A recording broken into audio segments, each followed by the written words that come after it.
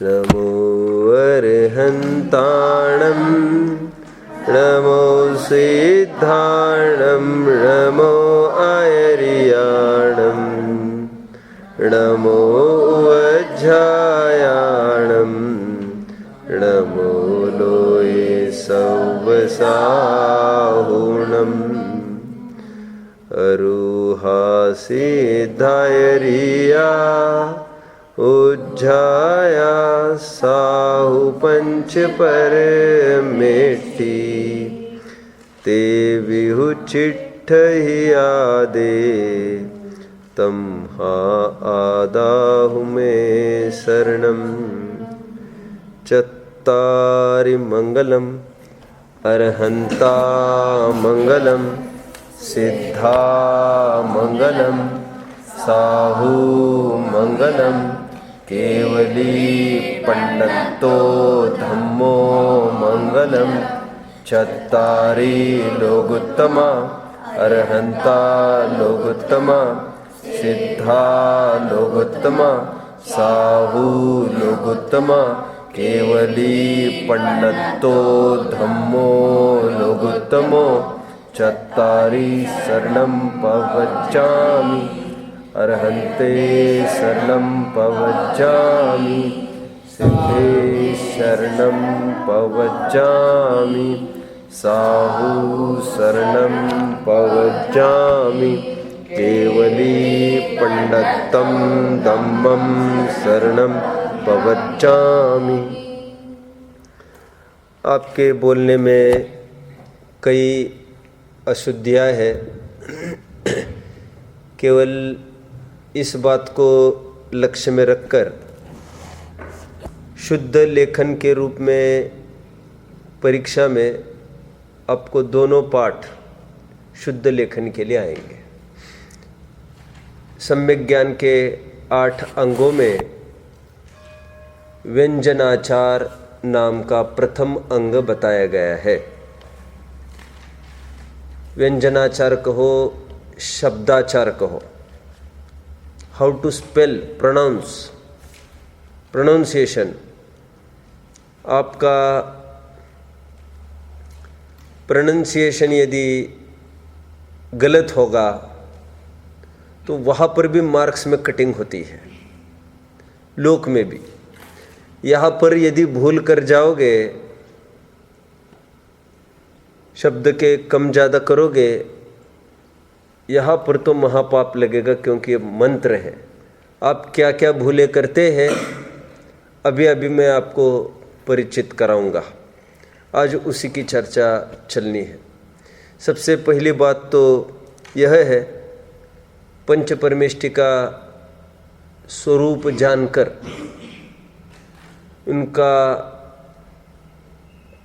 जाप करना, पाठ करना, वह कार्यकारी है। खरा खोटा जिन नाही परखाया, खरा खोटा जिन नाही परखाया, चाहत लाभ तिन्ह मूल गमाया। यदि हम सच्चा स्वरूप नहीं जानेंगे तो हम लाभ के बदले हानि भी उठा सकते हैं। सैंधव आनेय, ऐसा बोला गया। राजा युद्ध करने के लिए निकल रहा था और नौकर ने नमक लाकर सामने रख दिया। सैंधव आने, सैंधव मतलब नमक होता है। तो प्रकरण नहीं समझ पाया वो, और जब भोजन के लिए बैठा उन्होंने कहा सैंधव आने, तो उसने घोड़ा लाकर खड़ा कर दिया। घोड़े को भी सैंधव कहते हैं। कहाँ पर क्या भाव आना, ये शब्द तो नहीं बताएगा ना, भाव आपके दिमाग में होना जरूरी है। शब्द होता है एक, उसके भाव कितने भी हो सकते हैं। शब्द तो संख्याती है, उनके भाव कितने हो सकते हैं। देव कहने पर देव गति के भी देव हो सकते हैं। कहने से फल नहीं मिलेगा, इसलिए मैंने कहा, अभी रिपीट करना कह रहे हैं, खरा खोटा जिन नाही परखाया, जिसने सच्चे झूठे की परीक्षा नहीं की चाहत लाभ तिन मूल गमाया। लाभ को चाहते हुए भी वे घाटे में ही होंगे, मूल को नष्ट करेंगे। इसलिए सबसे पहले तो स्वरूप जानना महत्वपूर्ण है। मैंने कल भी कहा था, ठीक ठीक करने के लिए ठीक ठीक जानना जरूरी है। नॉलेज इज पावर लोक में भी कहते हैं। देखिए, मैं एक एक का अर्थ करूंगा। कल मंगल उत्तम शरण का अर्थ किया। कितने जन बता पाएंगे तीनों के अर्थ? मंगल उत्तम शरण तीनों के अर्थ। ठीक है, ये 4, ये 6, 10, 13 जन बता पाएंगे। ठीक है, हाथ नीचे करो। देखिए, मैं पढ़ूंगा, आप लोग बीच में नहीं बोलेंगे अभी, क्योंकि आप क्या क्या गलतियां करते हैं ये आपके पकड़ में तभी तो आएगा। और आप क्या गलतियां करते हैं तो आप स्वयं हाथ ऊपर मुझे करके कहेंगे क्या क्या गलतियां करते हैं। चत्तारि मंगलम अरहंता मंगलम सिद्धा मंगलम साहू मंगलम केवली पन्नतो धम्मो मंगलम। बराबर बोलते हैं आप ऐसा? फिर क्या करते हैं आप?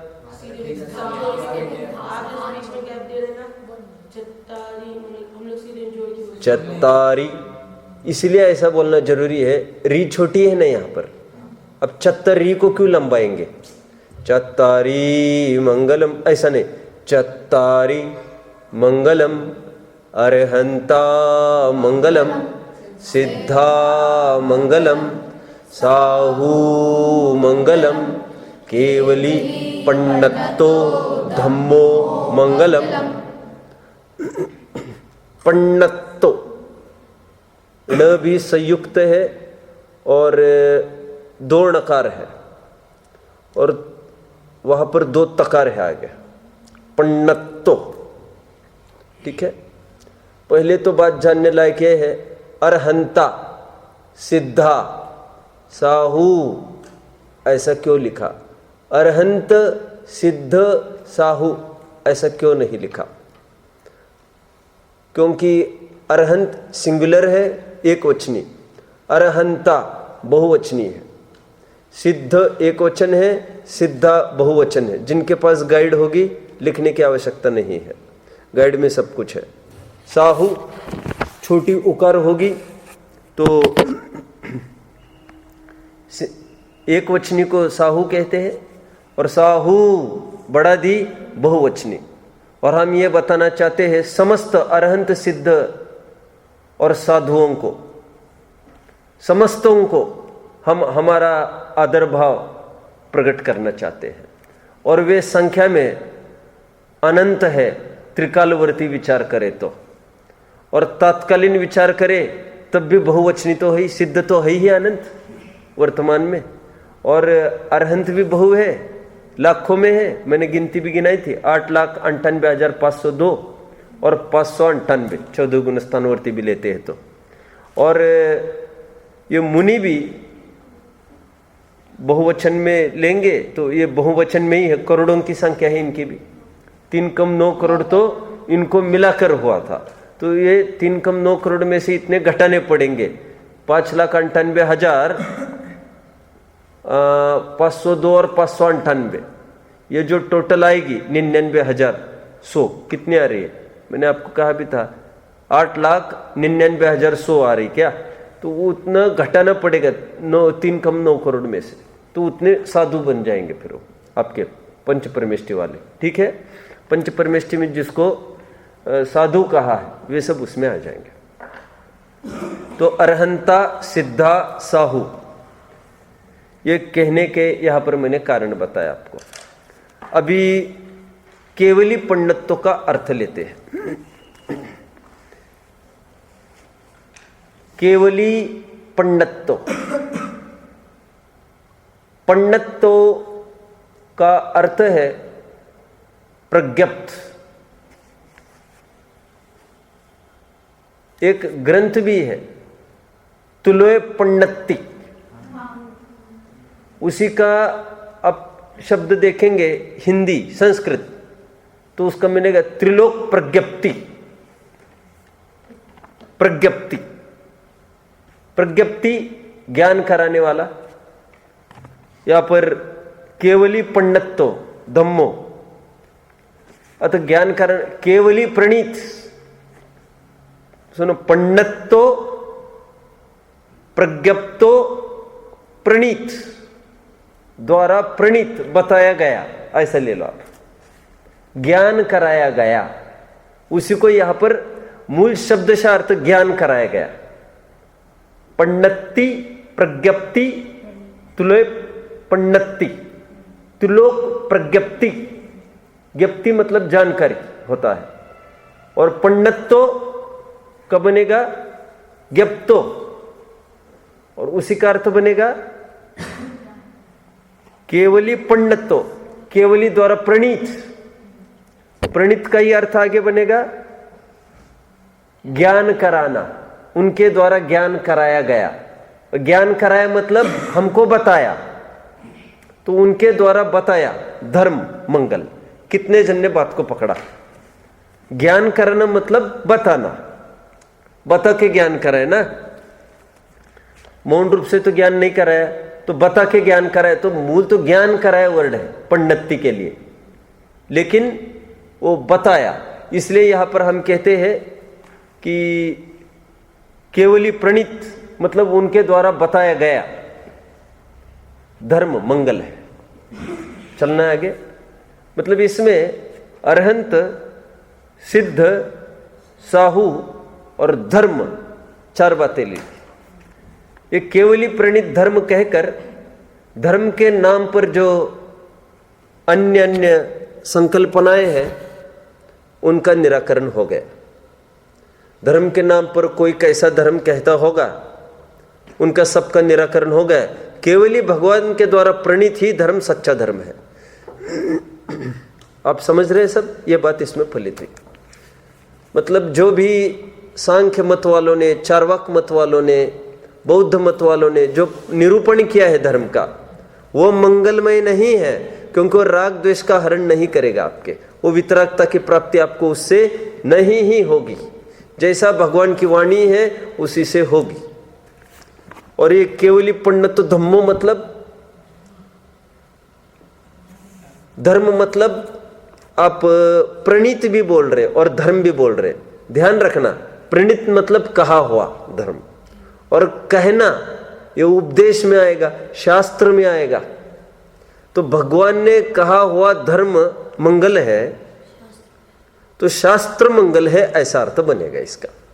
और शास्त्र में बताए धर्म भी मंगल है, ये भी अर्थ निकलेगा। दोनों अर्थ इसमें से निकल रहे हैं। कुल मिलाकर इसमें भी 5 मंगल उत्तम शरण आ रहे हैं। अरहंत, सिद्ध, साधु, बोलो, शास्त्र, धर्म। 9 देव में शास्त्र अलग गिनाया, धर्म अलग गिनाया। यहां पर भी ऐसा आप समझ सकते हो। मुझे आज ज्यादा ताकत क्यों लग रही है, समझ में नहीं आ रहा है। ये ठीक नहीं है क्या सेटिंग इसका? पकड़ रहे आप सब बात को? मेरी कहने की क्या बात है कि धर्म और शास्त्र, ये दोनों बातें इसमें गर्भित समझना है। कोई शास्त्री कहे उन्होंने बताया हुआ तत्व ज्ञान वो मंगल रूप है, तो तत्व ज्ञान मतलब वो धर्म भी है, हो गए है, मैंने ले लिया पास में। तत्व ज्ञान धर्म भी है, और शास्त्र को भी हम तत्व ज्ञान कह सकते हैं। पकड़ रहे? तो अन्य मतियों के द्वारा कपोल कल्पित, मन गढ़ंत कल्पनाएं कर करके जो शास्त्र रचे हैं, वे कोई प्रामाणिक नहीं है। किसी का भी उपदेश प्रामाणिक नहीं होता। भगवान का इसलिए प्रामाणिक है क्योंकि वितरागी और सर्वज्ञ है। मैंने कहा था, वितरागी है इसलिए किसी को ठगते नहीं, सर्वज्ञ है इसलिए ठगाए जाते नहीं। मैं हमेशा एक बात कहता हूँ, हमें दुकान से माल लेना है, हम गए, बोले 100 रुपये, बिल दिखाया, 100 में आया वाला बिल दिखाया।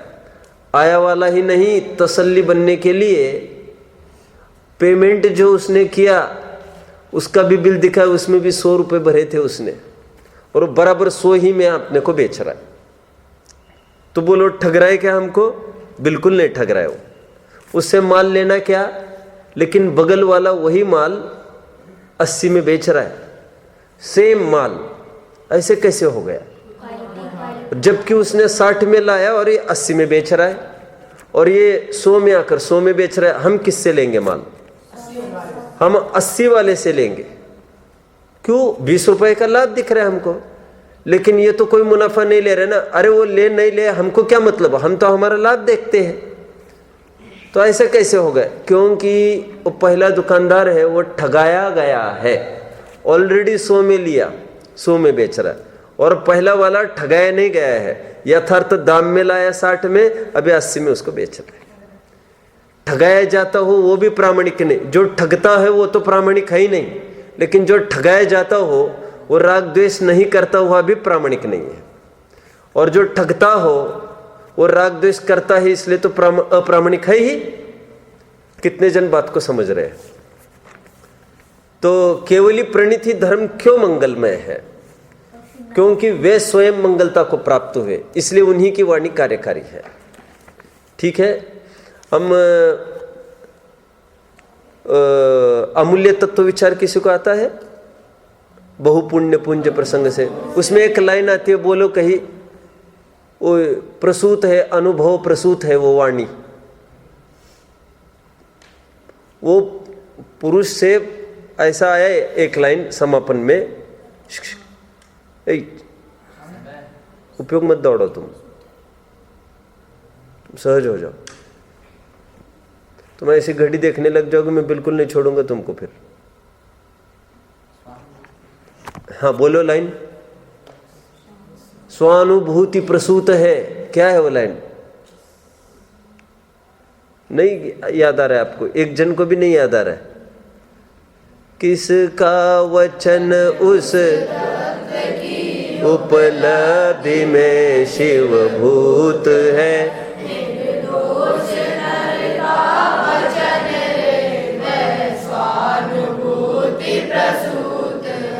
आ गए उसमें।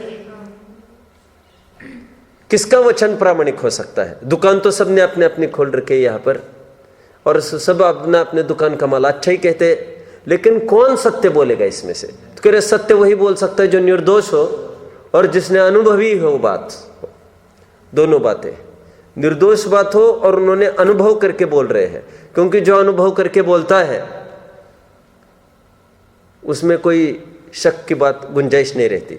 मैं हमेशा इसलिए उदाहरण देता हूँ, जयपुर में खादी भंडार है बहुत बड़ा, और कपड़े बेचते हैं। सबके सब जितने भी नौकर हैं 20, सबके सब खादी पहने रहते हैं। क्यों? वे ये कह रहे हैं हमको ही आनंद नहीं आएगा, हम कस्टमर को कैसे कन्विंस करेंगे? खादी का महत्व तुम्हें आना चाहिए सबसे पहले। टीचर कौन दूसरों को अनुशासन करा सकता है? जो स्वयं अनुशासित हो। जो स्वयं चाहे जब उठता हो, वो दूसरों को कैसे कह सकता है जल्दी उठो? और उसकी बात में कितना दम आएगा? कदापि नहीं आ सकता। जो स्वयं लेट आता हो यहाँ पर, वो दूसरों को कैसे कह सकता है आपको टाइम पर आना चाहिए? नहीं कह सकता। मैं क्यों कह रहा हूँ? जिसने स्वयं अनुभवा नहीं हो। अब देख लेना, LG की शोरूम है और वो कोई पूछे साहब इसकी गारंटी, साहब मेरे घर में चलो 25 साल से मैं इस्तेमाल कर रहा हूँ, सब पूरा एक एक आइटम दिखाएगा, सब LG LG LG LG। अब ले लो, मैं सब अनुभव कर रहा हूँ, तो बोलो कन्विंस होगा कि नहीं कस्टमर? हाँ ये एक्सपीरियंस कर रहे हैं। और डीलर है LG का, और घर में माल है पूरा फिलिप्स ऑप्टोनिका आदि का, तो कौन रिलाई करेगा? अरे ये स्वयं भी दूसरों के यहाँ, कौन रिलाई करेगा उसको? कौन भरोसा करेगा? पकड़ रहे हैं? केवली प्रणीत धर्म ही मंगल है, अन्य द्वारा नहीं। अन्यमति शास्त्र को अपौरुषेय मानते हैं। वे मानते हैं आकाश से आया, शास्त्र आकाश से आया। मुस्लिम मत ये मानता है कि अल्लाह ने आकर,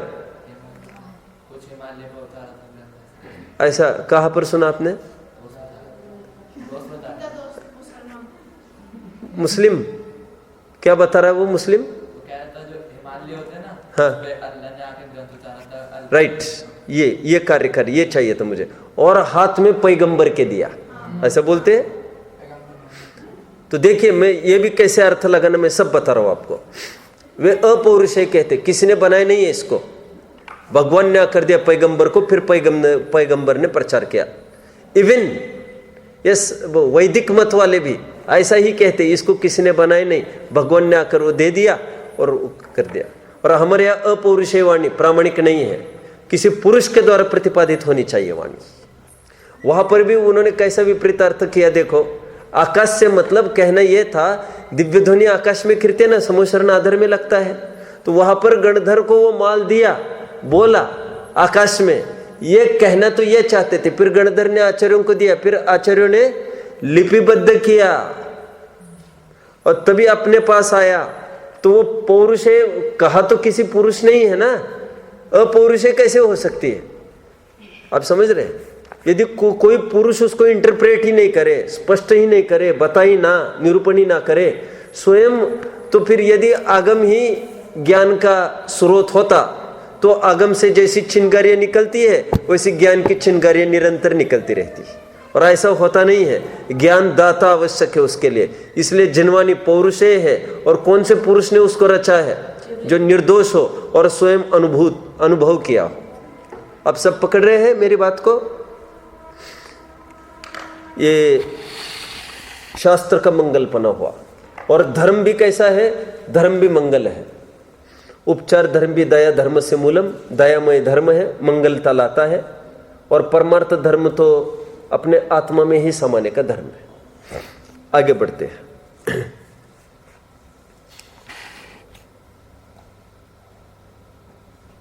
एक महत्वपूर्ण बिंदु पर और चर्चा करनी है। इसमें आचार्य उपाध्याय इन दोनों पदों को हटा दिया है और साहू को लिया है। इसका क्या कारण हो सकता है? यह भी एक प्रश्न है। ये तो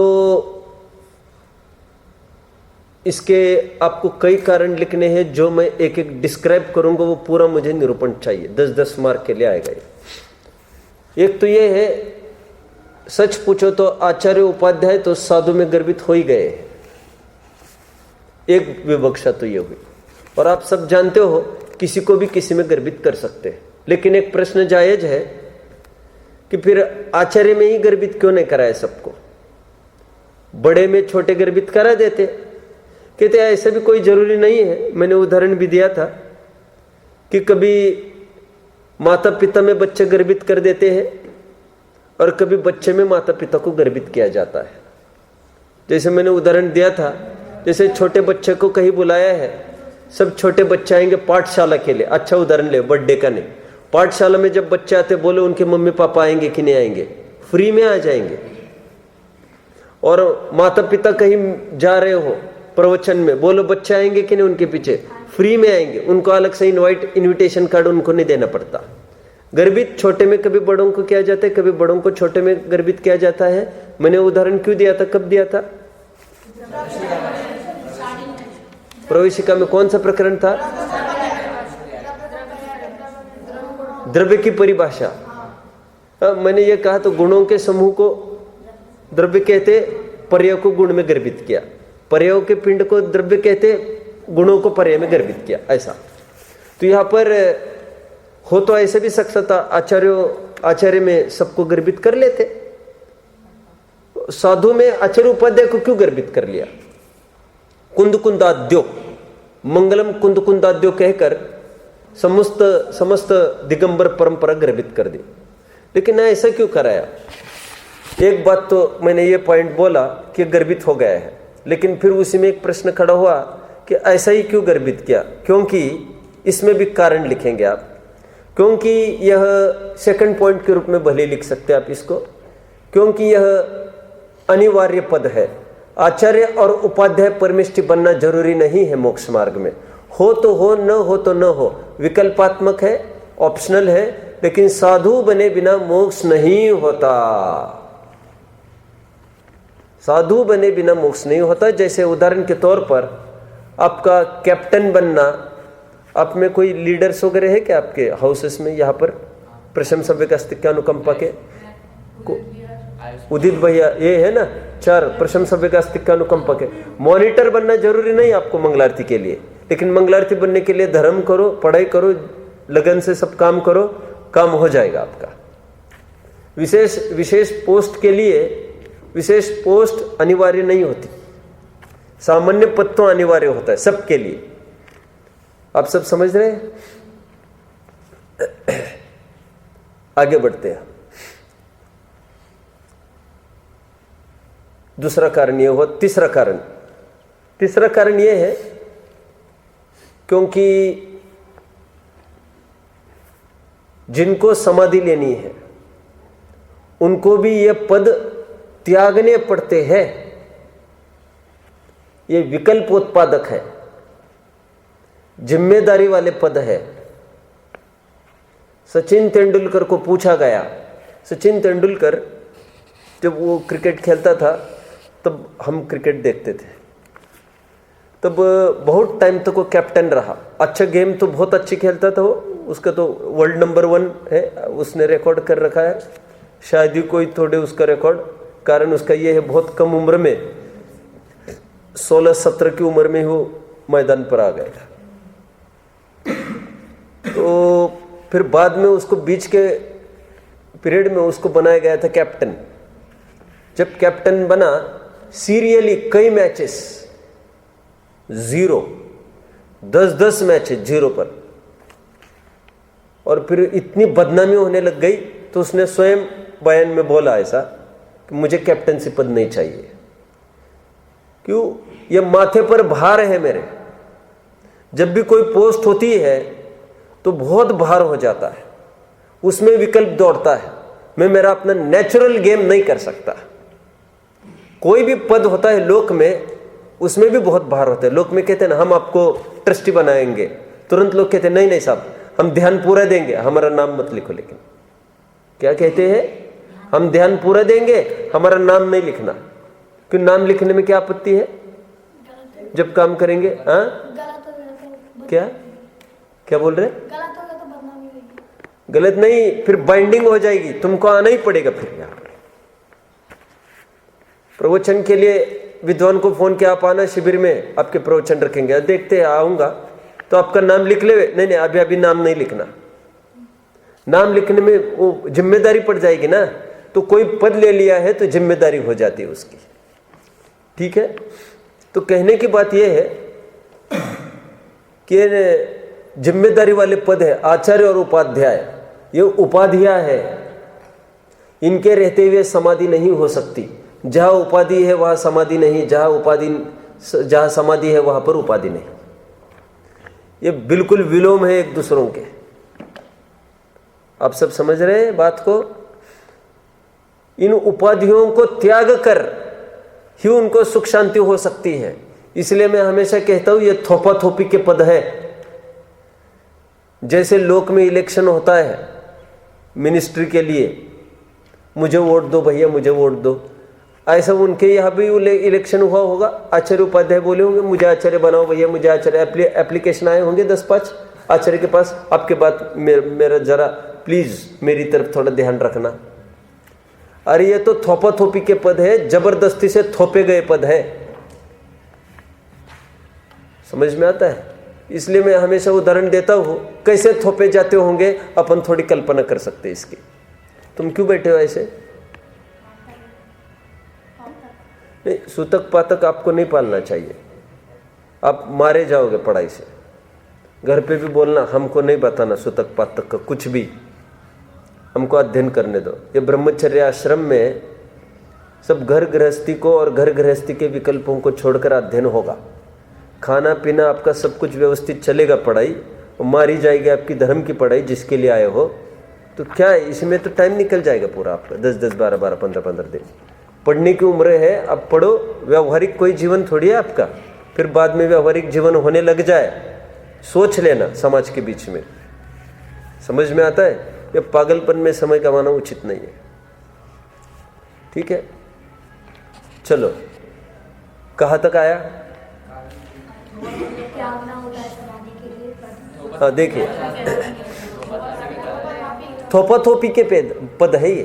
थोपाथोपी के पद मतलब मैं उसके लिए उदाहरण देता हूं, जैसे कुनकुन स्वामी की दृष्टि में अभी जैसे 500-600 मुनि है, उनकी दृष्टि में है कि पट्टे शिष्य किसको बनाना। पट्टे शिष्य कौन है? पट्टे शिष्य मतलब वह पट्टे शिष्य कहलाता है जो तुरंत आचार्य के बाद वो आचार्य पद पर आरोहित होता है। उसको बाल आचार्य भी कहते हैं, न्यू कमिंग आचार्य। तो निरंतर वो दृष्टि में रखते हैं, मैं सीट से हटूंगा तो किसको बिठाऊंगा। सबसे सुयोग्य, तपस्वी, श्रुतवान, मंदकशाई, ज्ञानवान, द्रव्य क्षेत्र काल भाव का ज्ञाता, नैमित्तिक ज्ञान हो तो बहुत अच्छा। तो उसको बुलाते हैं एक दिन, ए भैया यहां ना, नमोस्तु नमोस्तु, देखो तुम्हें आचार्य पद संभलना है, मैं इस्तीफा दे रहा हूं अभी। तो क्या रिएक्शन होती है मालूम? सामने वाले पर बहुत दर्द महसूस करता है, नहीं साहब आई एम वेरी सॉरी, मैंने ऐसा क्या अपराध किया जो आप थोप रहे मेरे ऊपर। इतना दुख महसूस करते, बोलते नहीं है ऐसा, तब मैं इस लायक नहीं, आप मुझे मत दे दो। ये बहुत बड़ी जिम्मेदारी है ना ये आचार्य पद। सब सामयिक करते रहे, भरत के सभी भाई दिव्य ध्वनि सुन रहे हैं और भरत को छोड़ के जाना पड़ रहा है। भाई उसके कितने 101 जन थे ना, ये सब 100 भाई लगभग सभी समूह शरण में है और 60-70 तो मुनि बन गए हैं, गणधर हैं, 50 तो गंधर्व बन गए हैं, बोलो। और बाकी तो जितने हैं वे मुनि हैं सब। पद का ये तकलीफ है, समझते हैं? पद पर रहना कोई तकलीफ, कम तकलीफ का, रोते रोते निकल रहे हो, कहां से चक्रवर्तित्व आ गया। बोलो, चक्रवर्तित्व है भरत का, गौरव नहीं, मजबूरी है, मजबूरी। आचार्य और उपाध्याय पद, बोलो, ये मुनि का गौरव नहीं, मजबूरी है, मजबूरी। थोपा गया गुरु के द्वारा, वो मना नहीं कर सका उसको, साहब हमको मत बनाओ, किसी और को बनाओ। तो देखो वो कैसे लपेट में आता है, मैं थोड़ा बताता हूं। वो लपेट में ऐसा आता है, फिर साहब हमको मत बनाओ। वो गुरु कहते साहब मेरी दृष्टि में दूसरा कोई योग्य नहीं है, मैं चाहे जिसके भरोसे थोड़ी संग छोड़ सकता हूं, ये साहब आप ही बने रहो, मुझे समाधि लेनी है, मेरा अभी कोई भरोसा नहीं है, मुझे शुद्धोपयोग का भाव बहुत उमड़ता है, मुझे अभी ऐसा लग रहा है मैं श्रेणियां आरोढ़ करके मैं निकल जाऊं, समाधि लेनी है। तो फिर एक काम करो, तुम्हें नहीं बनना है तो तुम समाधि ले लो फिर। तो उस कीमत पर फिर उनकी दम होगी, वे समाधि ले वे। नहीं बनना आचार्य पद का तो बहुत जन इसी में मुक्त हो जाते हैं, नहीं चाहिए नहीं चाहिए, हो गए मुक्त। और फिर जो नहीं है दम जन की, फिर केवल ये दृष्टि में रखकर कि जो गुरुत्व जिन्होंने निभाया है इतना, वे एक निवेदन कर रहे अपने से कि उनको समाधि लेनी है, मैं क्यों अंतराय डालूं उसमें। तो केवल इतनी मजबूरी में सिसकते दिल से वो आचार्य पद पर आरोहित हो जाते हैं। समझ में आता है? उसमें उनको बिल्कुल भी ऐसा नहीं लगता कोई मैंने बहुत बड़ा तीर किया है। और जिस दिन गद्दी पर बैठे रे बैठे खो खो चालू होने लग जाता है। What is kho kho? खो खो मतलब उनको भी किसी ने खो दिया है, वो भी ताकने लगते अभी यहाँ वहाँ कोई योग्य दिख रहा है क्या, तो उसको थोपू मैं भी और मैं भी निर्भर हो जाऊं। खो खो देखा ना गेम, इसने उसको खो दिया, अब वो दूसरा बकरा ढूंढता रहता है, किसी को खो देकर मैं उसको चार्ज कर दूं, अपन निपट जाए। लेकिन एक बात है, वो तो एक ही कहे शिष्य को तो ही वो शिष्य मानेगा, सब मुझे अभी समाधि लेनी है। और फिर वो आचार्य पद का त्याग करके उसी संघ में रहे अथवा संघांतर करके निकल चला जाएगा। उसको मैंने एक प्रकरण लिया था 6 महीने पहले भगवती आराधना में से, एक पर्टिकुलर शब्द आया है उसमें, मैंने कहा था संघ त्याग करके भी निकल जाते दूसरे संघ में। क्यों? जहां पर आपने वो परिचित जनों में आपने जीवन लगाया है, राग द्वेष के कारण को हटाना चाहते मरण के काल में, रोज जिसको समझाते ऐसा नहीं करना ऐसा नहीं करना, अब बराबर मरण के काल में आचार्य पद संभाल रहे, वही दिखता रहेगा फिर वही दिक्कत खड़ी होती रहेगी। आप समझते हैं? तो एक तो आचार्य पद का भी त्याग दे देते हैं और बस चले संघ ही छोड़ जाते हैं। फिर क्यों? फिर ये शल्य नहीं रहे कि कल तक आचार्य पद थे, सब अपने मानते थे, आज मुझे कुछ भी करना पड़ रहा है। कुछ भी मतलब देखो आज कितना होगा। आज जो शिष्य था अपना, उनको पहले नमस्कार गुरु करेंगे। अभी पूर्व गुरु जो आज शिष्य बने हुए तो पहले नमस्कार करेंगे, और जो पहले शिष्य रहा आज गुरु है वो बाद में नमस्कार करेगा।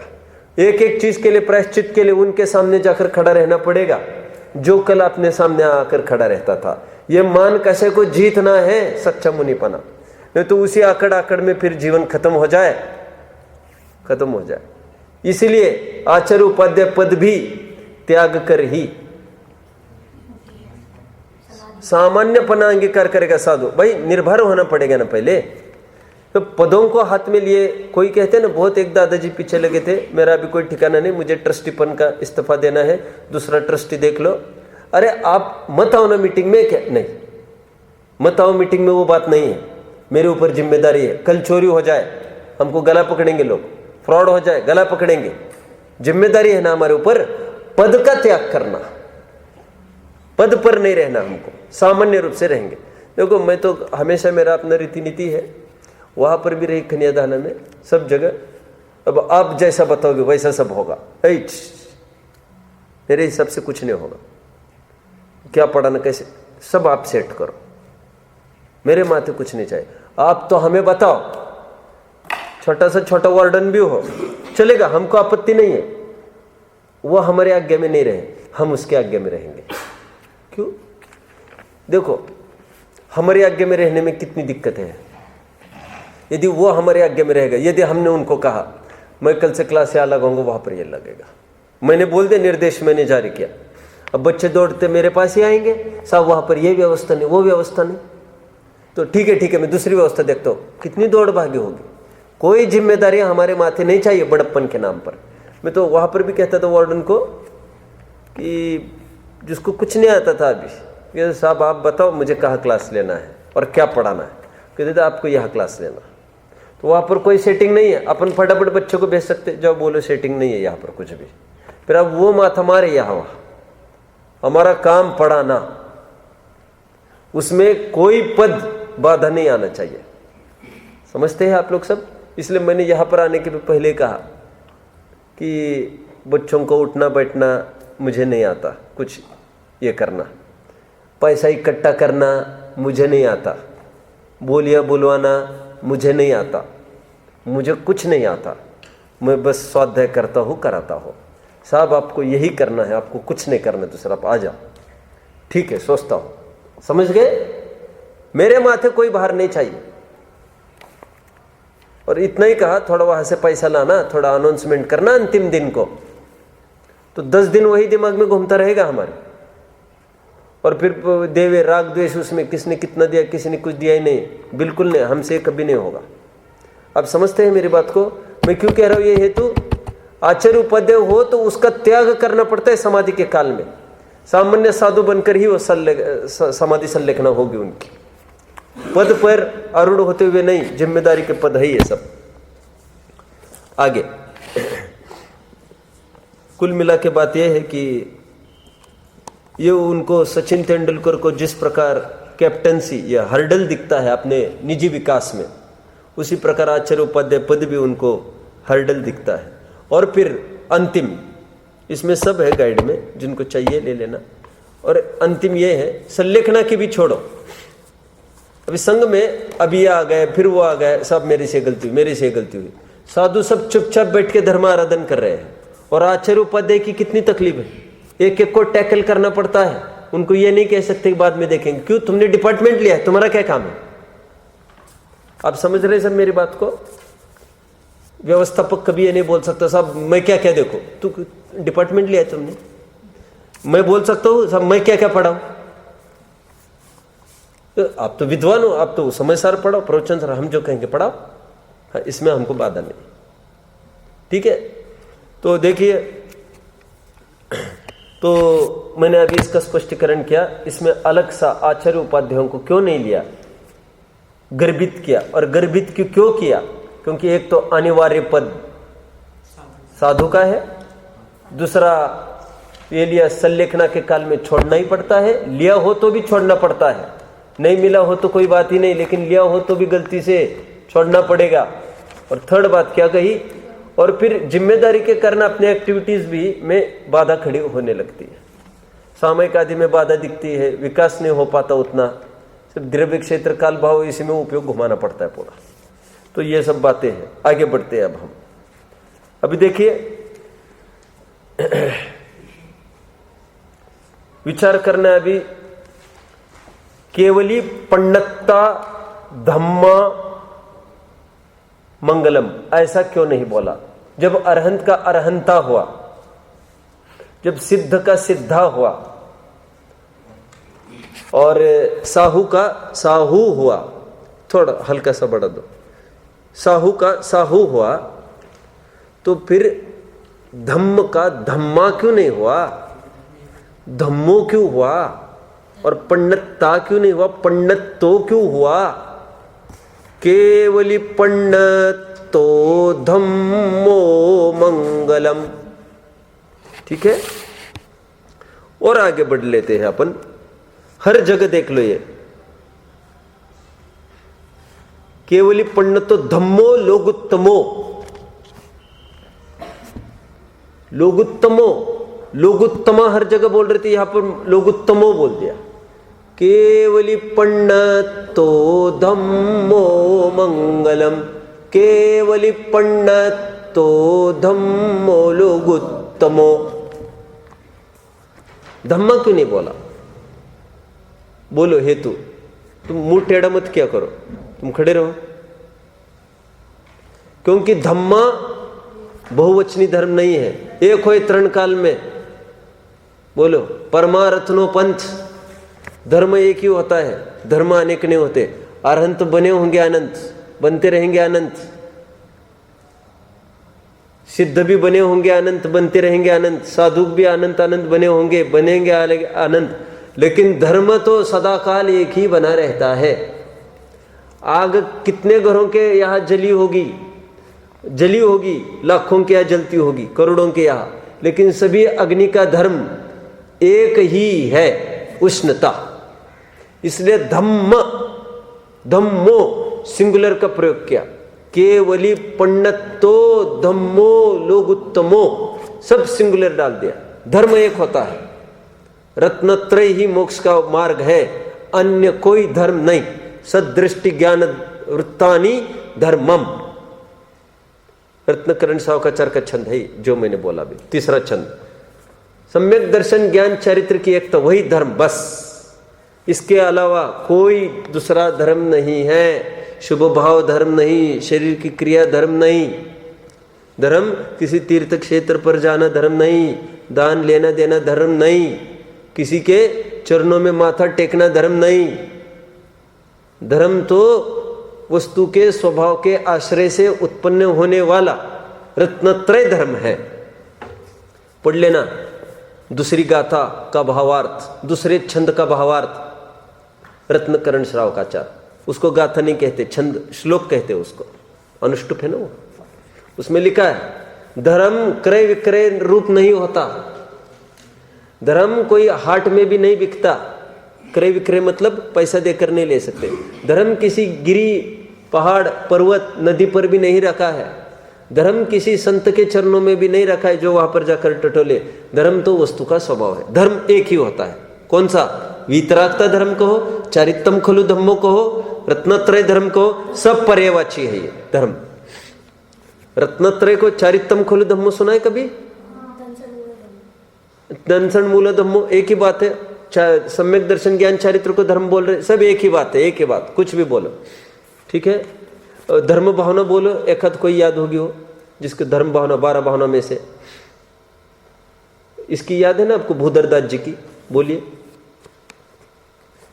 राजा राणा छत्रपति वाली याद है किसी को? किसी को याद नहीं? बोलो। हाँ क्या है? वहां पर क्या लिखा, बोलो। मंगत राय की है क्या?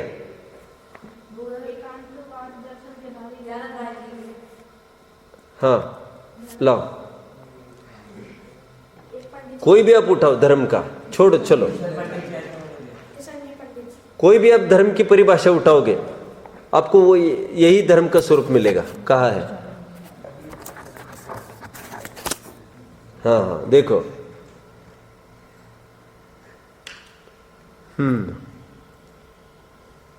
वीतराग क्या है? मुझे टोन थोड़ी ना आती है, बोलो, कोई बोल सकता है क्या इसकी टोन? हाँ आ जाओ, संदेश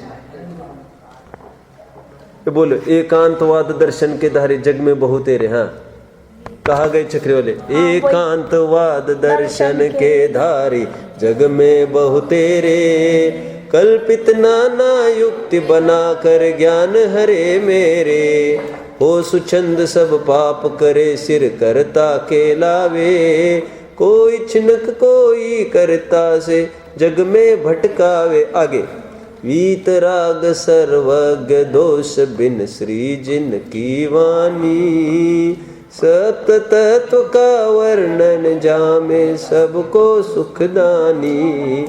धर्म भावना अब पकड़ रहे? चलो आइए, अब मुझे प्रवचन सार में कुछ कहना था, वो आइए प्रवचन सार देखिए। 82 गाथा खोलिए, 80 सेकंड जल्दी।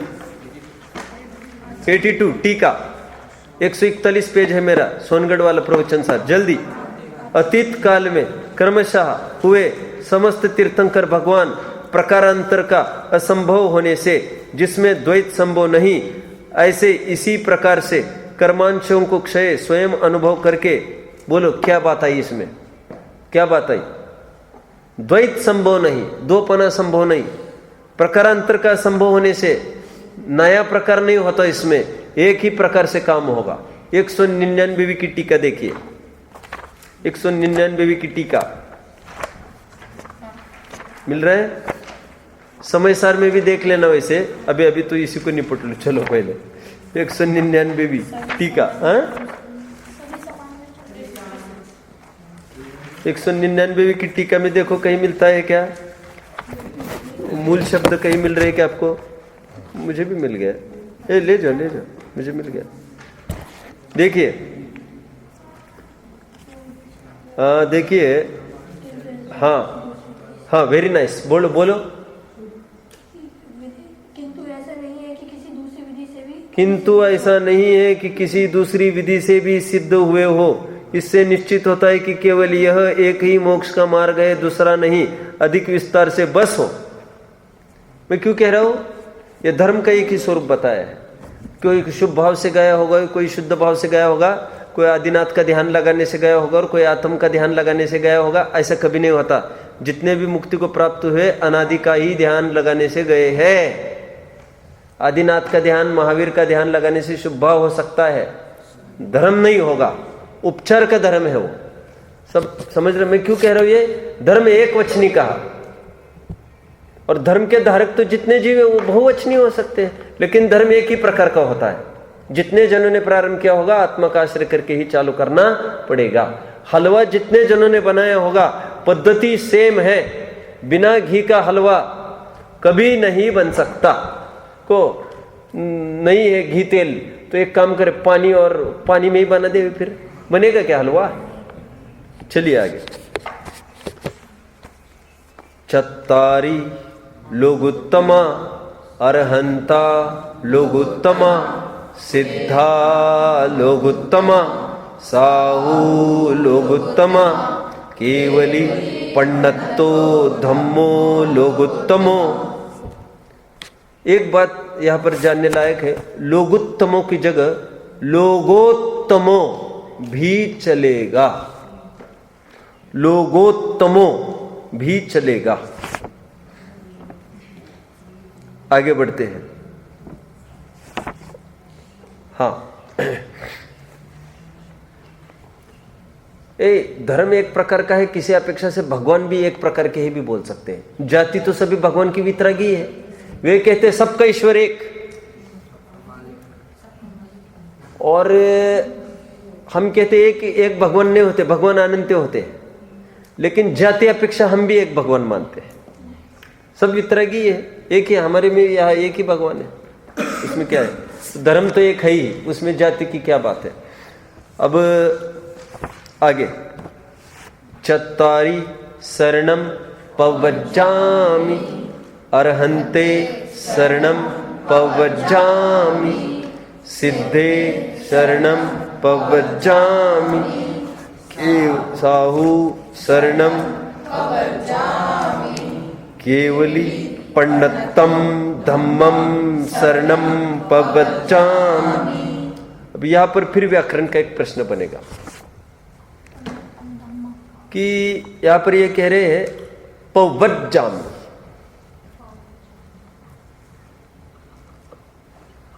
के साथ सप्तमी, संप्रदान वाला सप्तमी आना चाहिए, कारक, संप्रदान कारक आना चाहिए। शरण में जाता हूं तो शरणे आना चाहिए। आपने शरणम कर्म विभक्ति, कर्म कारक द्वितीय विभक्ति कैसे डाल दी? द्वितीय विभक्ति कर्म कारक कैसे डाल दिया? डालना चाहिए था सप्तमी विभक्ति, कौन सा कारक? संप्रदान, संप्रदान ही ना? नहीं नहीं नहीं नहीं, अपदान, अपदान लेंगे, अपदान, अपदान चलेगा इसमें, अपदान, सॉरी, अपदान बोलो। अपादान और संप्रदान दोनों जगह में यूज होता है, मैं सब। अच्छा, कई जगह अपादान में माने जैसे चिड़िया पेड़ में, समझ गया, वो तो मैं समझ रहा हूँ, वो तो समझ रहा हूँ मैं, वो तो अधिकरण में भी होता है और अपादान में भी होता है, वो तो जानता हूँ मैं सब। सुनो, संप्रदान की बात नहीं हो, संप्रदान दूसरा है। सुनिए सुनिए, अब यहाँ पर ध्यान दो। यहाँ पर प्रश्न ये है, यहाँ पर चाहिए था शरणे, शरणम क्यों लिखा? शरणे ये प्रॉपर इसलिए सप्तमी विभक्ति सही पड़ रही है इसमें, उस शरण में जाता हूं। शरणम कहकर कर्म कारक क्यों डाल दिया? प्रश्न पूछा है। शरणम कहकर कर्म कारक क्यों डाला? शरणे कहकर सप्तमी विभक्ति रहने देते ठीक होता। तो यहां पर यह उत्तर दिया जा रहा है, बात सही है आपकी, लेकिन एक नियम है, जो गमनार्थक धातु होते हैं उनमें यदि उपसर्ग जुड़ जाए तो फिर वहां पर कर्म कारक का ही प्रयोग होता है। जैसे व्रज, व्रज धातु गमनार्थक है, जाता हूं, तो इसमें प्र उपसर्ग जोड़ दिया इन्होंने, तो प्र उपसर्ग जोड़ने के कारण शरणे नहीं करके हमने शरणम ऐसा बोल दिया। कितने जन को बात पकड़ में आई? इसमें सब मिलेगा आपको, इसमें सब लिखित मिलेगा। शरणम पवज्जामि, और यदि वज्जामि होता मात्र तो क्या लिखते? शरणे वज्जामि। लेकिन पवज्जामि आया, प्र उपसर्ग जुड़ा, तो शरणम कहना पड़ा उनको। ये व्याकरण का भी मैंने थोड़ा सा बता दिया आपको। अभी और एक बात, इसमें महत्वपूर्ण बात है वैसे अभी, बस फिर अपना चैप्टर ही आज पूरा करने का भाव है मेरा, लेकिन अंतिम बहुत महत्वपूर्ण बात बताऊंगा। कहीं कहीं पाठों में पवज्जामि भी मिला है, कहीं पवज्जामि भी मिला है, और कहीं पवज्जामि भी मिला है। मैंने 3 शब्द कहे अभी में। एक तो जो आप रोजाना बोलते हो प्रचलित, जहां पर आधा वा पूरा वा और आधा जा पूरा जा, तो वहां पर 2 वकार और 2 जकार। लेकिन मैं ये कह रहा हूं कहीं कहीं पाठ 1 वकार 2 जकार का, कहीं 2 वकार 1 जकार का भी मिल रहा है, तो उसके मुझे अर्थ थोड़े खोलने हैं। यदि 1 वकार आता है पवज्जामि, पवज्जामि, वो पर जोर नहीं आएगा अब यहां पर, तो पवज्जामि का संस्कृत रूप बनता है प्रपद्यामि, प्रपद्यामि। और पवज्जामि सिंगल, ये ज सिंगल ही रखो अभी, तो इस पवज्जामि का अर्थ बनेगा प्रव्रजामि। संस्कृत के दो रूप हमारे सामने अभी आ गए। यदि सिंगल व और डबल ज वाला हो तो प्रपद्यामि संस्कृत का अर्थ बनेगा। यदि डबल व और ज सिंगल हो तो प्रव्रजामि ऐसा रूप बनेगा संस्कृत का। प्रपद्यामि और प्रव्रजामि दो शब्द बन गए। प्रपद्यामि का अर्थ होता है अंगीकार करता हूं, प्राप्त होता हूं, और प्रव्रजामि का अर्थ होता है जाता हूं। पकड़ रहे? क्योंकि व्रज धातु गमनार्थक है और ये स्वीकार करने के अर्थ में है। तो यहां पर इतना थोड़ा फर्क पड़ेगा, एक अंगीकार करने के अर्थ में, एक जाने के अर्थ में। लेकिन इस प्रसंग में दोनों एक अर्थवाची ही बन जाएंगे, क्योंकि भगवान की शरण में जाता हूं कोई या भगवान की शरण स्वीकार करता हूं, बात तो एक ही पड़ेगी इस प्रकरण में। मैं और एक महत्वपूर्ण बात बता दूं। प्रव्रजा, प्रव्रजा का एक अर्थ दीक्षा भी होता है।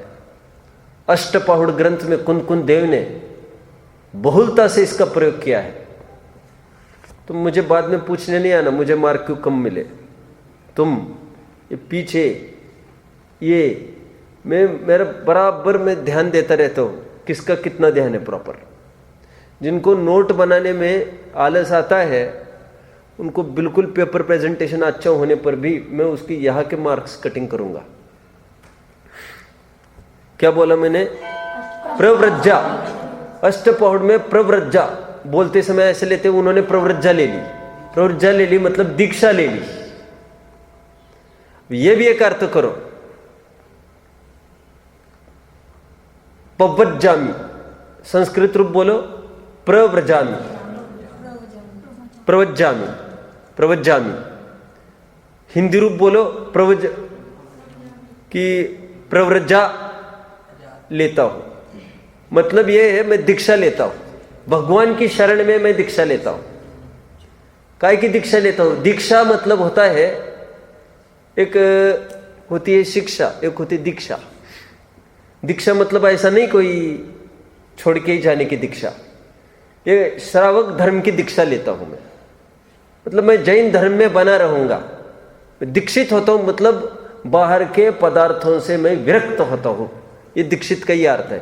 एक देश विरक्त होते तो श्रावक दीक्षा, संपूर्ण विरक्त होते तो मुनि दीक्षा। प्रव्रजा का अर्थ दीक्षा होता है, ये बात पक्की है। दीक्षा मतलब छूटना, राग द्वेष से छूटना। दीक्षा मतलब छूटना, मुक्त होना राग द्वेष से। ठीक है?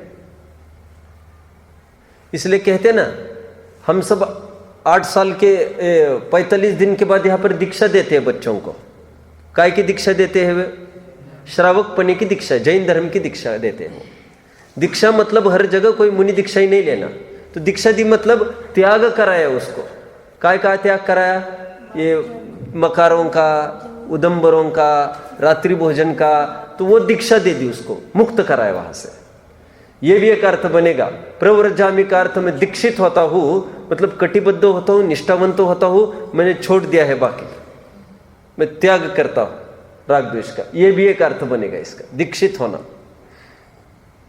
और दीक्षा लेते समय कोई वांछा से कभी कोई दीक्षा नहीं लेता। मुनि दीक्षा लेते समय में भी आहार दाता कौन मिलेगा विचार करके दीक्षा लेता है, उपादान के बल पर ले लेता है, जो होगा सो होगा।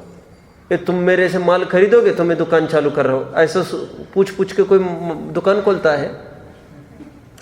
कर देता है झगमग, आएगा ग्राहक आ जाएगा। दीक्षा ले लो, योग्यता होगी, आहार मिल जाएगा। मुनि दीक्षा, यहां पर भगवान की शरण में दीक्षा लेता हूं, कोई कंडीशन है? अनुकूलता बनी रहे, कुछ नहीं देखना, यह मेरी सुखी होने का उपाय है, आगे बढ़ जाता है। ठीक है? प्रव्रजा का ये भी एक अर्थ बना। इस प्रकार मैंने 3 अर्थ किए, प्रपद्यामि, प्रव्रजामि, प्रव्रजा, ऐसे 3 अर्थ मैंने किए। प्राकृत डिक्शनरी भी आप खोलेंगे तो वहां पर प्रव्रजा का अर्थ दीक्षा लिया है, संन्यास ऐसा लिया है। संन्यास मतलब ही दीक्षा। और अस्थिपर का अर्थ बनेगा संन्यास का, दीक्षा का नास्तिपर का अर्थ छोड़ना, और एक अर्थ दीक्षा ग्रहण करना। शादी भी एक प्रकार की दीक्षा ही है कि उसने समस्त पर पुरुषों की तरफ की दृष्टि हटा दी और अपने एक पुरुष में रत हो गई। सन्यासी है वो एक प्रकार से उसका। यहां पर भी क्या अर्थ करेंगे? संन्यास। संन्यास भली भांति रखना, अपने उपयोग को अपने आत्मा में जमाए रखना, वो दीक्षा है। ठीक है। कहते ना, बहुत जन कहते लड़की देखने जाना है हमको, सुनते हैं अच्छा, अच्छी शिक्षा, अच्छी दीक्षा है उसको, तो दीक्षा है मतलब दीक्षा, और तुम शादी कराने चाहे, दीक्षा मतलब अच्छे संस्कार, वहां पर ये कहना चाहते हैं। तो ये भी एक अर्थ बनता है। तो पवज्जामी तीनों रूप में पाया जाता है, लेकिन आम प्रचलन में हम पढ़ते हैं पवज्जामी, जहां पर 2 वकार और 2 जकार होते हैं, तो उसमें सभी रूप बन सकते हैं प्राकृत में, और अर्थ तो सभी लगा सकेंगे अपन, उसमें कोई हर्जा नहीं है। और व्याकरण के भी सभी पहलू हमने देख लिए हैं। ठीक है, और कोई बात होगी अपन समझ लेंगे। ओम नमः।